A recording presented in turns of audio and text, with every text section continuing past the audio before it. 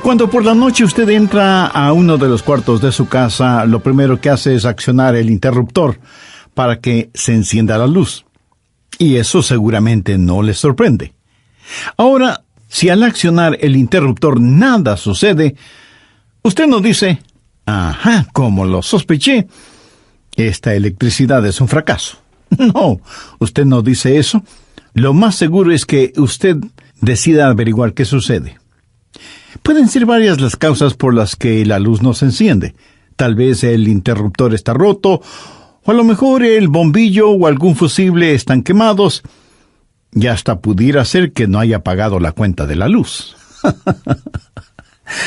Usted no puede decir simplemente que la electricidad ha fallado, así que no debe sorprenderse cuando Dios contesta las oraciones. Deberá sorprenderse cuando no las contesta. Y nunca diga que la oración es una pérdida de tiempo. Usted puede decir, algo no está bien. ¿Por qué Dios no ha contestado mi oración? Bien, quiero compartir con usted 6 claves para la oración contestada.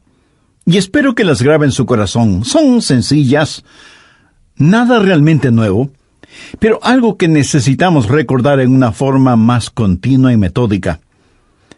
Para que sus oraciones sean contestadas, primero, debe orar en el nombre de Jesús. Veamos Juan 14, los versos 3 y 14.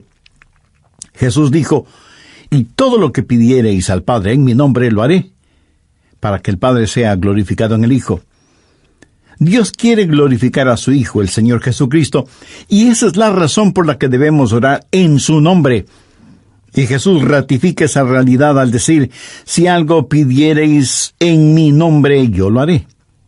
Ahora vayamos al capítulo 16, versos 23 y 24, en donde Jesús hace énfasis en el mismo asunto. «En aquel día no me preguntaréis nada. De cierto os digo, que todo cuanto pidiereis al Padre en mi nombre, os lo dará. Hasta ahora nada habéis pedido en mi nombre. Pedid y recibiréis, para que vuestro gozo sea cumplido». Muéstreme una persona cuyas oraciones le son contestadas, y de seguro que esa persona está llena de gozo. Jesús también dijo en Juan 14, 6, «Yo soy el camino y la verdad y la vida. Nadie viene al Padre sino por mí». Y esa es la verdad en cuanto a la oración. No hay forma de llegar a Dios el Padre sino únicamente por medio de su Hijo Jesucristo. Supongamos que usted se pierde buscando una dirección en un lugar que no conoce. Así que detiene a una persona en la calle para que le ayude, y esa persona le dice, «Vaya derecho 3 cuadras más, luego vire a la derecha, verá una casa blanca con una cerca de madera, entonces vire a la izquierda, y esa es una calle sin salida. Recorra 3 cuadras más, vire a la derecha», y usted le interrumpe y le dice, «Un momentito, por favor, no puedo recordar todo eso, déjeme anotarlo». Y la persona que le está dando las direcciones le dice, «¿Sabe qué? Yo estoy yendo en la misma dirección, permítame guiarle. Usted únicamente sígame». Esa persona no solo le señala el camino, sino que, por así decirlo, se vuelve el camino. Jesús no indica el camino, Jesús es el camino hacia el Padre, y cuando usted ora en el nombre de Jesús, Él le lleva a la presencia del Padre. Anote Efesios 2:18. «Porque por medio de Él los unos y los otros tenemos entrada por un mismo Espíritu al Padre». ¿Qué significa orar en el nombre de Jesús? Significa orar con su autoridad. Cuando usted pone su firma en un cheque y se lo da a alguien, esa persona va al banco y lo efectiviza. El banco le entrega la cantidad de dinero estipulada en el cheque, porque ese cheque lleva su nombre, lleva su firma, y con su firma usted le autoriza al banco la entrega de ese dinero. Trate de ir a cualquier banco y hacer efectivo un cheque que no tiene ninguna firma, y le aseguro que estará metiéndose en profundos problemas. Cuando pedimos en el nombre de Jesús, no estamos simplemente rociando con algún polvito mágico oraciones al decir en el nombre de Jesús, abracadabra, que lo que he pedido se haga. No es así de ninguna manera. Orar en el nombre de Jesús significa, primero, obedecer su mandato. Segundo, hacer algo aprobado por Él. Tercero, saber que eso le dará honor y gloria a Él. Y cuarto, saber que el Padre será glorificado por lo que hacemos en el nombre de Jesús. Si usted ora sin usar el nombre de Jesús legítimamente, no tiene ninguna razón para esperar que su oración sea contestada. Ahora, obviamente, el orar en el nombre de Jesús significa que usted debe ser salvo, que debe ser su discípulo y que debe estar en comunión con Él para conocer su voluntad. No solo ora en el nombre de Jesús, sino que también ora en el Espíritu. Veamos Efesios 6:18. Orando en todo tiempo, con toda oración y súplica en el Espíritu, y velando en ello con toda perseverancia y súplica por todos los santos. Así como se debe orar en el nombre de Jesús, hay que orar en el Espíritu. Casi al final del Antiguo Testamento hay un versículo muy interesante. Busque Zacarías 12:10. Dios habla de lo que hará en los últimos días, cuando los judíos como nación vengan a Jesús. Y derramaré sobre la casa de David y sobre los moradores de Jerusalén espíritu de gracia y oración, y mirarán a mí, a quien traspasaron, y llorarán como se llora por hijo unigénito, afligiéndose por él como quien se aflige por el primogénito. Hay muchas cosas maravillosas en este versículo, pero lo que más me bendice es que Dios dice que hay un Espíritu, el Espíritu Santo, que es el Espíritu de gracia y de oración. ¿Tiene usted dificultades al orar? ¿Sabe por qué? Porque no está lleno del Espíritu. Porque cuando lo esté, la alabanza y la oración fluirán de su Espíritu. Usted estará constantemente alabando a Dios y constantemente suplicando en oración. Dios dice que un día Él va a derramar su espíritu de gracia y oración sobre los judíos, pero Él ya ha derramado su espíritu de gracia y oración sobre usted. Por lo tanto, usted debe orar en el Espíritu. En la pequeña epístola de Judas, el verso 20, dice, «Pero vosotros, amados, edificando sobre vuestra santísima fe, orando en el Espíritu Santo». ¿Había notado eso? ¿Cómo se desafía usted mismo? Orando en el Espíritu Santo. ¿Por qué es tan importante orar en el Espíritu? Bien, sabemos que cuando oramos en el nombre de Jesús, oramos con autoridad. Pero cuando oramos en el Espíritu, oramos con fortaleza para que Él nos ayude. Déjeme, le muestro algo en Romanos 8:26. Y de igual manera, el Espíritu nos ayuda en nuestra debilidad, pues que hemos de pedir como conviene no lo sabemos. Pero el Espíritu mismo intercede por nosotros con gemidos indecibles. Mi amigo, esto significa que cuando usted ora, no lo puede hacer sin el Espíritu, y Él no lo hará sin usted. Es el Espíritu el que ora. Y Él hace por usted lo que usted no puede hacer por usted mismo. El Santo Espíritu de Dios inspira, guía, pone energía y sostiene nuestras oraciones. Nuestro espíritu humano es débil, y aunque el Espíritu esté dispuesto, nuestra carne es débil. Por lo tanto, el Espíritu Santo nos ayuda en nuestra debilidad. No hay ninguno de nosotros que alguna vez no haya dicho, «Fallé en mi vida de oración. Ojalá pudiera orar más. ¿Por qué no puedo hacerlo?» Le diré por qué no oramos más. Francamente, porque somos débiles. Pero nuestra debilidad no debe convertirse en incapacidad, sino más bien en fortaleza, porque la Biblia dice que cuando somos débiles, somos fuertes.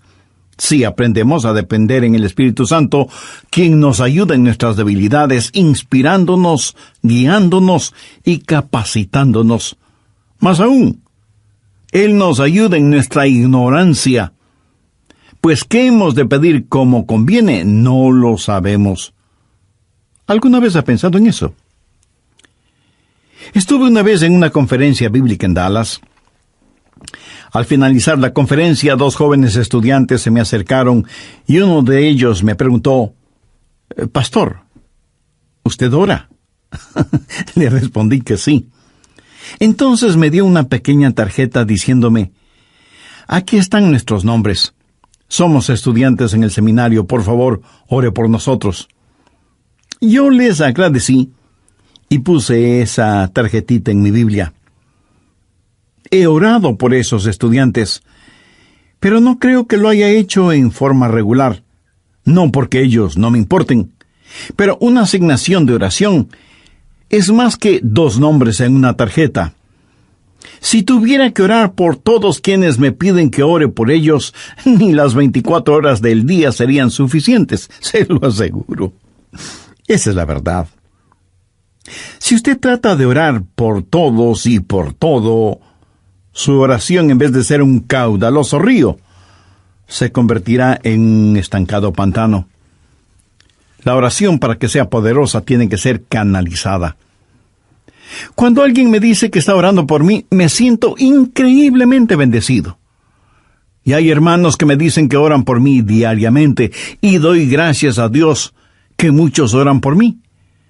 Pero me entristece la realidad de que hay millones de seres humanos por los cuales nadie ora. Ahora escúcheme.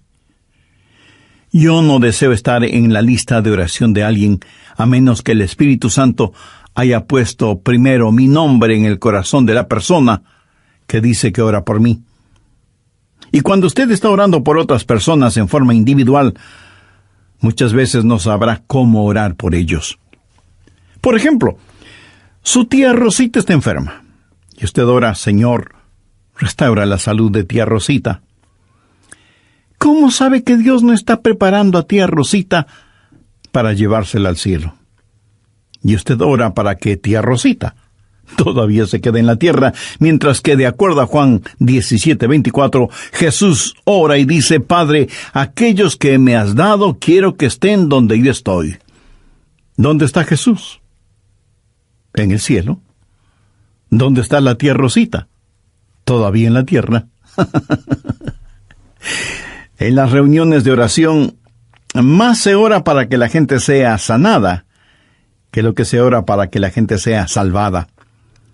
Parece que estamos más interesados en mantener a los salvos fuera del cielo que a los perdidos fuera del infierno. No sabemos orar como debemos orar.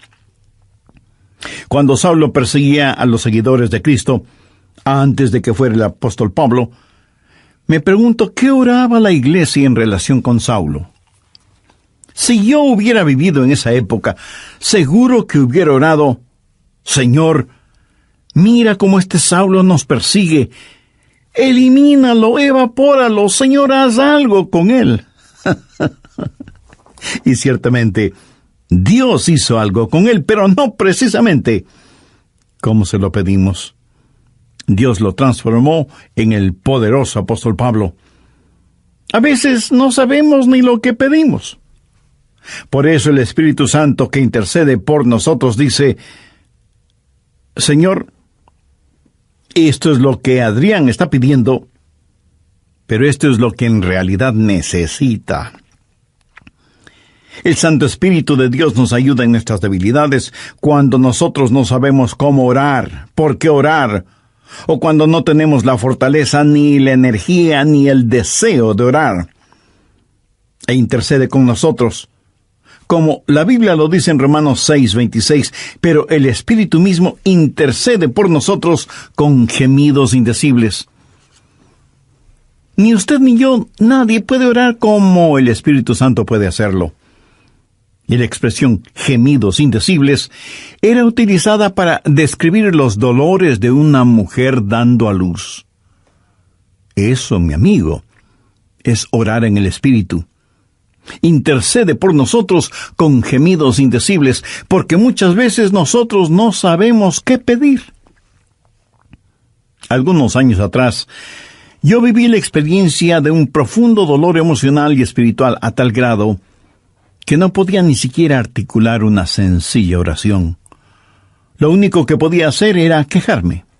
Pero el Santo Espíritu de Dios escuchó mi oración, y Él llevó mi dolor, mi súplica, hasta el trono de la gracia y la misericordia de Dios. Entonces usted ora primero en el nombre de Jesús, segundo en el Espíritu Santo. Para orar en el nombre de Jesús, usted tiene que ser salvo, y para orar en el Espíritu, usted tiene que ser lleno del Espíritu Santo de Dios. Tercero, usted debe orar en obediencia a Dios. Es una malvada necedad el esperar que Dios escuche sus oraciones cuando usted no está viviendo en obediencia a Él. Lo triste es que hay personas que tienen la idea de que Dios les bendecirá, aún en su desobediencia. Razone esto un instante. Si usted está viviendo una vida de desobediencia, y aún así Dios contesta sus oraciones, ¿qué es lo que Dios está haciendo? Está animando y recompensando su pecado. Pero escúcheme, Dios le ama demasiado como para hacer eso. Veamos el Salmo 66. Quiero mostrarle algo. Salmo 66, verso 18. Este es un versículo que debería estar subrayado en su Biblia. Si en mi corazón hubiese yo mirado la iniquidad, el Señor no me habría escuchado. Ahí lo tiene, en blanco y negro y bien impreso. Y usted no tiene que ser un científico aeroespacial para entender eso, ¿verdad? Muchos hablan de las grandes promesas en la oración. Bien, esta es una promesa. Si en mi corazón hubiese yo mirado la iniquidad, el Señor no me habría escuchado. Ahora, note que no dice, si hubiera pecado, Dios no me escucharía. Dios no le escuchará a usted. Dios no me escuchará a mí. Dios no escuchará a nadie que tenga iniquidad en su corazón. Iniquidad significa el hacer trato con el pecado, sentirse en paz haciendo el pecado. Y si yo tengo cualquier iniquidad en mi corazón, Dios no me escuchará. Ora usted a Dios. Si tiene algún pecado en su corazón, ¿cómo puede esperar que Dios le escuche? Para que Dios le escuche, usted tiene que arrepentirse de sus pecados y tener a Jesús como su Salvador y Señor. De vez en cuando alguien me dice, pastor, Dios me ha dado la habilidad de decir hermosas oraciones. Y si Dios mismo me ha dado esa habilidad, quiero decir que Él está impresionado con mis oraciones. Mi amigo, hay una buena palabra griega para describir lo que usted está diciendo. Tontería. Escúcheme, Dios no se impresiona con sus oraciones, pero sí se impresiona con su necedad. Veamos lo que dice Isaías 1:13. No me traigáis más vana ofrenda. ¿Sabe usted lo que es una vana ofrenda? Es solo una oración vacía. No me traigáis más vana ofrenda. El incienso me es abominación. Aquí ellos estaban en el templo quemando incienso, ofreciendo incienso en el altar. No me traigáis más vana ofrenda, el incienso me es abominación, luna nueva y día de reposo, el convocar asambleas, no lo puedo sufrir, son iniquidades vuestras fiestas solemnes. ¿Qué es lo que Dios está diciendo aquí? Que todo lo que ellos hacían como parte de su religión, Él lo detestaba. Y en Isaías 1, los versos del 15 al 17, leemos, Cuando extendáis vuestras manos, yo esconderé de vosotros mis ojos. Asimismo, cuando multipliquéis la oración, yo no oiré. Llenan están de sangre vuestras manos, lavaos y limpiaos, quitad la iniquidad de vuestras obras de delante de mis ojos, dejad de hacer lo malo, aprended a hacer el bien, buscad el juicio, restituid al agraviado, haced justicia al huérfano, amparad a la viuda. Veamos ahora Isaías 59:1. He aquí que no se ha cortado la mano de Jehová para salvar, ni se ha agravado su oído para oír. Dios no se ha vuelto manco ni sordo, pero vuestras iniquidades han hecho división entre vosotros y vuestro Dios, y vuestros pecados han hecho ocultar de vosotros su rostro para no oír. ¿Ha leído alguna vez algo del libro de Esdras? Vayamos al capítulo 9, verso 6.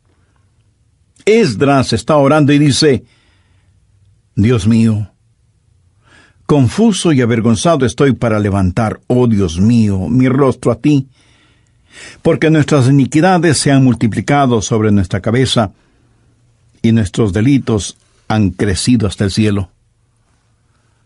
Mi amigo, debemos orar en obediencia. Para resumir un poco todo esto, vamos a la primera epístola de Juan. No el Evangelio de Juan, sino la primera epístola de Juan, capítulo 3, verso 22. Y cualquier cosa que pidiéramos, la recibiremos de Él, porque guardamos sus mandamientos y hacemos las cosas que son agradables delante de Él. Los rebeldes jamás verán sus oraciones contestadas. Déjeme retroceder un poco las páginas de la historia. ¿Recuerda cuando Israel había conquistado Jericó? Y tuvieron que pelear contra un pequeño pueblito. No era ninguna gran ciudad. Un pueblito llamado Ai. Apenas 3 letras, H, A, I, Ai. Y sin embargo, los israelitas tuvieron que huir, como se dice vulgarmente, con el rabo entre las piernas, ignominiosamente derrotados. Y Josué tiene que ir y postrarse delante de Dios y preguntarle cómo pudo permitir que tal cosa sucediera. Mire lo que le contestó Dios en Josué 7, los versos 10 y 11. Y Jehová dijo a Josué: levántate, ¿por qué te postras así sobre tu rostro? Israel ha pecado. ¿Qué está diciendo? Josué, hijo mío, ¿por qué me estás orando? No puedes utilizar tus oraciones como una cortina de humo para ocultar el pecado que hay en medio del pueblo. Enfrenta y elimina ese pecado, y entonces oiré tus oraciones. Cuarto, usted debe orar en la voluntad de Dios. No solo conocer a Jesús, no solo ser lleno del Espíritu, no solo obedecer los mandamientos, pero aun habiendo hecho todo esto, todo lo que usted desea no es necesariamente la voluntad de Dios para usted. Anote 1 de Juan 5, versos 14-15. Y esta es la confianza que tenemos en Él, que si pedimos alguna cosa conforme a su voluntad, Él nos oye. Y si sabemos que Él nos oye en cualquier cosa que pidamos, sabemos que tenemos las peticiones que le hayamos hecho. Orar en la voluntad de Dios. Y usted no encuentra la voluntad de Dios simplemente por adivinación. Pastor, ¿cómo voy a conocer la voluntad de Dios? Bien, permítame hacerle una pregunta. ¿Quiere en realidad saberlo? Y usted me responde: bueno, no sé si quiera saberlo o no. Entonces le haré otra pregunta. ¿Quiere hacer la voluntad de Dios? Y usted me responde: sí, claro que sí. ¿La quiere hacer realmente? Quiero decir, si Dios le dijera este mismo momento: hay algo que deseo que hagas, ¿lo haría? ¿Sabe usted cuál sería la primera pregunta debido a nuestra naturaleza humana? ¿Qué es, Señor? Esa no debería ser la primera pregunta o la primera respuesta. Usted no puede contestar una pregunta con otra pregunta. Usted debe contestar esa pregunta con una afirmación. Adrián, hay algo que quiero que hagas. ¿Lo harás? Yo debo contestar: Sí, Señor, lo haré. ¿Qué es lo que quieres que haga? Mira, la manera de conocer la voluntad de Dios no es sabiendo lo que es, sino comprometiéndose a hacerla aún antes de saber lo que es. Eso es confianza. Sencillamente diga, Señor, estoy listo, y haré lo que quiera que tú quieras que haga. Y aunque esa frase pueda trabar nuestra lengua, destraba nuestra capacidad de obediencia. Debo admitir que muchos tienen temor de la voluntad de Dios. De alguna manera se les ha metido la idea en la cabeza de que si se prestan para servicio bajo la voluntad de Dios, van a terminar como misioneros en el país de sal si puedes, viviendo en una choza con piso de tierra y comiendo carne de serpiente o quién sabe qué otros exóticos alimentos. ¿Sabe qué? Pudiera ser que así suceda. La forma de conocer la voluntad de Dios es aceptando la voluntad de Dios antes de conocer cuál es la voluntad de Dios. Y aunque suena complicado lingüísticamente, espiritualmente no lo es. Pero usted me dice, pastor, quiero más detalles. Muy bien, le voy a dar más detalles. La voluntad de Dios es buena, perfecta y aceptable. Y si piensa que esto lo digo porque soy muy inteligente, pues siento desilusionarle. Veamos qué dice Romanos 12, versos 1 y 2. Así que, hermanos, os ruego por las misericordias de Dios, que presentéis vuestros cuerpos en sacrificio vivo, santo, agradable a Dios, que es vuestro culto racional. No os conforméis a este siglo, sino transformaos por medio de la renovación de vuestro entendimiento, para que comprobéis cuál sea la voluntad de Dios, agradable y perfecta. Usted no necesita saber nada más que esto. La voluntad de Dios es buena, agradable y perfecta. Preséntese usted mismo como un sacrificio vivo y santo delante de Dios, y usted, sin ninguna sombra de duda, conocerá y comprobará que la voluntad de Dios es siempre buena, agradable y perfecta. La oración no es para manipular la voluntad de Dios, para que se amolde a la suya. Es descubrir la voluntad de Dios y meterse de cabeza en ella. Pero escúcheme con atención. En última instancia, usted no encuentra la voluntad de Dios. La voluntad de Dios lo encuentra usted. Cuando su corazón está bien con Dios, usted presenta su cuerpo como un sacrificio vivo y rehúsa el ser amoldado por el sistema y los valores del mundo, para más bien ser transformado, renovado en su mente y empezar a pensar los pensamientos de Cristo y, por lo tanto, tener la capacidad de orar en la voluntad de Dios. Quinto, orar en comunión con los creyentes. Por favor, busque el Evangelio de Marcos, capítulo 11, los versos 25 y 26. Y cuando estéis orando, perdonad si tenéis algo contra alguno, para que también vuestro Padre que está en los cielos os perdone a vosotros vuestras ofensas. Porque si vosotros no perdonáis, tampoco vuestro Padre que está en los cielos os perdonará vuestras ofensas.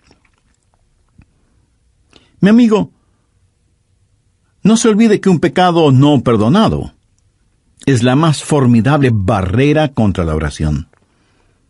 Tantas personas se preguntan por qué sus oraciones no son contestadas cuando están guardando tremendos resentimientos en su corazón. Le pregunto, ¿ese resentimiento, ese enojo, vale la pena tenerlo? Lo que es peor, ¿vale la pena ir acumulándolo, guardándolo, hasta que por fin estalla, hiriendo no solo a quienes motivaron ese enojo, sino a usted mismo? La satisfacción carnal de guardar un resentimiento contra alguien no vale de ninguna manera la pena porque impide que nuestras oraciones sean contestadas. Escuché de una pequeña niña que una noche, por haberse portado mal, su mamá le mandó temprano a la cama. Pero antes de acostarse, la niña debía orar. Ella así lo hizo. Oró por su hermana y su hermano, oró por su papá y su abuelita, oró por sus amigas en la escuela, oró por su profesora, oró por su perro y por su gato, y finalizó con un alegre amén. Luego, mirando a su madre, le dijo: «Como habrás notado, mamá, tú no estuviste en mi oración». Me imagino que esa oración no habrá salido de ese cuarto, menos habrá llegado al cielo. Pero hay una profunda lección en esto. Sería una temeraria necedad si alguien, teniendo un espíritu no perdonador, pretende que sus oraciones sean contestadas. Y esto es verdad de manera especial entre marido y mujer. En 1 Pedro 3:7 leemos: «Vosotros maridos igualmente, vivid con ella sabiamente, dando honor a la mujer como a vaso más frágil y como a coherederas de la gracia de la vida». ¿Para qué? Para que vuestras oraciones no tengan estorbo. Muchos esposos y esposas, aun siendo creyentes, viven como perros y gatos, son como palo y piedra, y aún así se preguntan por qué sus oraciones no son contestadas.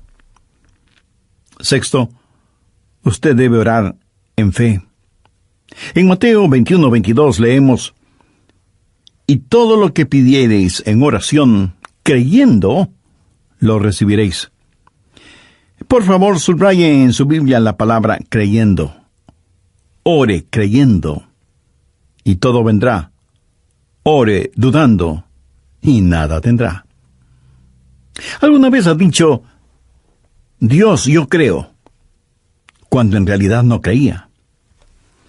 Muchos piensan que el decir que creen les será contado como si en verdad creyeran. Estaban mintiendo, ellos lo sabían, y Dios también lo sabía. ¿Alguna vez ha orado sabiendo que Dios escuchaba sus oraciones y recibió una respuesta de Dios? Verá, la fe es también un regalo de Dios. La fe no es algo que usted guarde en su bolsillo o en su cartera para gastarla en cualquier cosa que se le antoje. Usted no puede tener fe para nada fuera de la voluntad de Dios, porque Dios no da fe para nada que esté fuera de su voluntad. Y usted no puede tener ninguna fe a menos que Dios se la dé. Y no faltará quien pregunte: ¿por qué no tengo más fe? Si usted pone en práctica lo que he compartido en este estudio bíblico, le puedo asegurar que descubrirá que la fe está ahí. Cuando usted ora en el nombre de Jesús, cuando usted ora en el Espíritu Santo, cuando usted ora en obediencia y en comunión, cuando ora en la voluntad de Dios, la fe está ahí. Pero si estos elementos espirituales no están ahí, tampoco estará la fe. Ustedes, esposos, ¿han tenido alguna vez un argumento? Y si me dice que no, con toda mi cariñosa cortesía le diré que son mentirosos. Cuando marido y mujer tienen un argumento y no lo solucionan, y luego se arrodillan para orar por su hijito enfermo, ¿no se sienten espiritualmente enfermos? ¿No sienten que están actuando hipócritamente? Saben que sus oraciones no se elevarán ni un centímetro del piso y por lo tanto jamás llegarán al cielo. No tienen ninguna fe como para que sus oraciones sean contestadas. Cuando sus corazones sean justos, puros y limpios, y palpiten al mismo compás espiritual, entonces tendrán fe. Y al tener fe, esa fe será el combustible para transportar su oración hasta el trono de la gracia de Dios.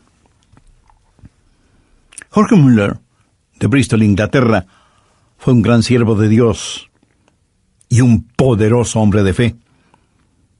Él tenía un diario personal en el cual anotaba todas las instancias de oraciones contestadas y llegó a registrar 25,000 oraciones contestadas, algunas de ellas increíblemente milagrosas, imposibles de explicarlas, aparte de la intervención de Dios.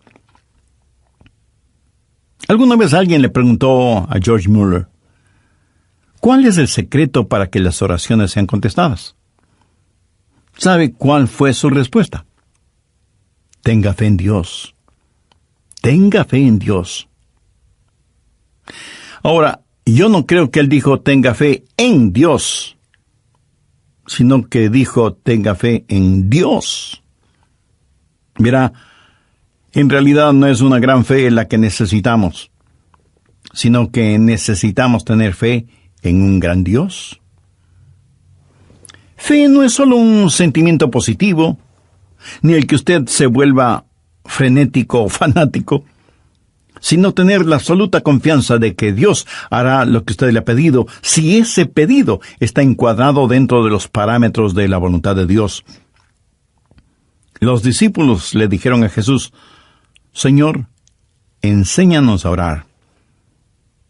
Y ese debe ser nuestro pedido también, para que Dios nos ayude a ser hombres y mujeres de oración. Hay algo en nosotros que se resiste a orar. Preferimos ocuparnos en cualquier otra cosa en vez de orar. Y eso se debe a nuestra naturaleza carnal y pecaminosa.